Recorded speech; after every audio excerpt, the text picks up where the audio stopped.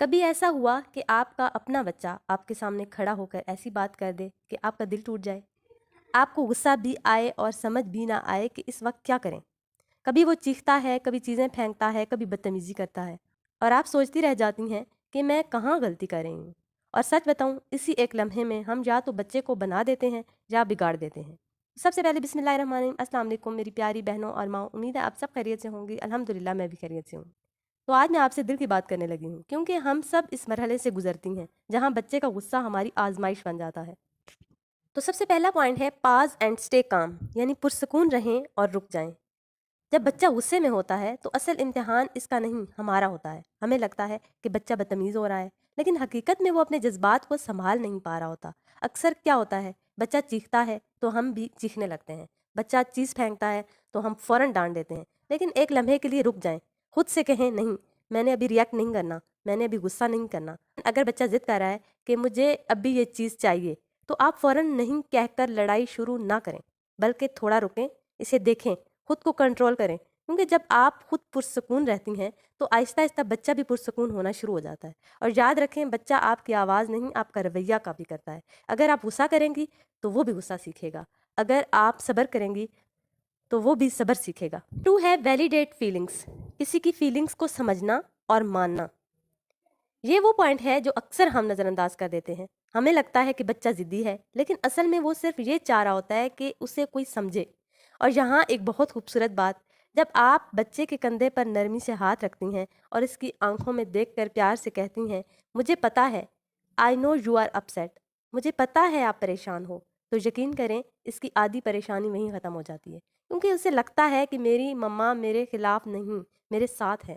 اور ذرا اپنے آپ سے بھی ریلیٹ کر کے دیکھیں، جب ہم خود کسی کو اپنی پریشانی بتاتے ہیں اور سامنے والا ہم سے کہتا ہے میں سمجھ رہا ہوں آپ کس مشکل سے گزر رہی ہیں، تو ہمیں کیسا محسوس ہوتا ہے؟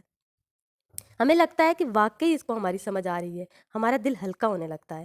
لیکن اگر وہی بندہ ہماری بات سننے کی بجائے اپنے ہی دکھ سنانا شروع کر دے یا ہمیں ڈانٹنا شروع کر دے اور باتیں سنانا شروع کر دے، تو ہمیں کیسا لگتا ہے؟ ہمیں لگتا ہے کہ ہم اپنی بات لے کر آئے تھے اور یہ اپنی ہی کہانی شروع کر بیٹھا ہے۔ بالکل یہی احساس بچے کا بھی ہوتا ہے۔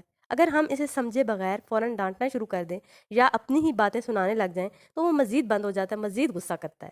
اس لیے پہلے اسے محسوس کروائیں کہ آپ اس کے ساتھ ہیں، پھر آہستہ سے پوچھیں کیا ہوا، کیوں غصہ آ رہا ہے؟ مثلاً اگر بچہ کہتا ہے مما اس نے میرا کھلونا لے لیا ہے، زیادہ تر بچوں کے مسائل ایسے ہی ہوتے ہیں، تو آپ فوراً یہ نہ کہیں کہ چپ ہو جاؤ، بلکہ اس کے قریب جا کر کندھے پر ہاتھ رکھ کر کہیں اچھا اس لیے آپ کو غصہ آ رہا ہے، مجھے سمجھ آ رہا ہے۔ آپ دیکھیں گی کہ بچہ آہستہ آہستہ نرم ہونا شروع ہو جائے گا، کیونکہ اس لمحے میں آپ نے اسے ڈانٹا نہیں ہے بلکہ واقعی سمجھا ہے۔ پوائنٹ نمبر 3 ہے گائیڈ ڈونٹ پنش، یعنی رہنمائی کریں، سزا نہ دیں۔ ہم اکثر سمجھتی ہیں کہ ڈانٹنے سے بچہ ٹھیک ہو جائے گا، لیکن حقیقت یہ ہے کہ ڈانٹ اور مار صرف وقتی خاموشی دیتی ہیں۔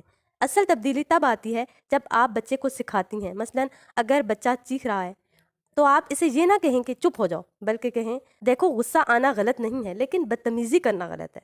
یا اگر تمہیں کچھ برا لگے تو تم میرے پاس آ کر بتا سکتے ہو، یا ہم چیخ کر نہیں بات کر کے مسئلہ حل کر سکتے ہیں۔ آپ جتنا اسے گائیڈ کریں گی وہ اتنا ہی سیکھے گا اور آہستہ آہستہ اس کا رویہ بدلنا شروع ہو جائے گا۔ میری پیاری بہنوں، یاد رکھیں، بچے ہمارے الفاظ سے کم ہمارے رویے سے زیادہ سیکھتے ہیں۔ آخر میں دل کی گہرائیوں سے شکریہ جو میری ویڈیوز کو پسند کرتے ہیں اور کمنٹس کرتے ہیں اور دعائیں دیتے ہیں۔ اللہ آپ سب کو خوش رکھے، آپ کے گھروں میں سکون اور محبت عطا فرمائے، اور اللہ ہمارے بچوں کو نیک، صالحہ، فرمانبردار اور اچھے اخلاق والا بنا دے، انہیں قرآن سے جوڑے، انہیں دنیا اور آخرت میں کامیابی عطا فرمائے، آمین۔ میری پیاری بہنوں، میں نے ایک چینل سٹارٹ کیا ہے بسم اللہ نور سٹوریز کے نام سے، جہاں میں بچوں کی تربیت کے حوالے سے اور قرآن پاک کے خوبصورت واقعات کے ذریعے بچوں کو دین سے جوڑنے کی کوشش کرتی ہوں۔ ہر کہانی میں ایک اخلاقی سبق ہوتا ہے جو نہ صرف بچوں کے لیے بلکہ ہمارے لیے بہت اہم ہے، تو آپ خود بھی سنیں اور اپنے بچوں کو بھی سنائیں۔ چینل کو وزٹ کریں اور اس سفر کا حصہ بنیں۔ تو اگر آج کی آپ کو ویڈیو پسند آئی ہو تو لائک کریں، شیئر کریں اور چینل کو سبسکرائب کرنا نہ بھولیں۔ اگلی ویڈیو تک کے لیے اللہ حافظ۔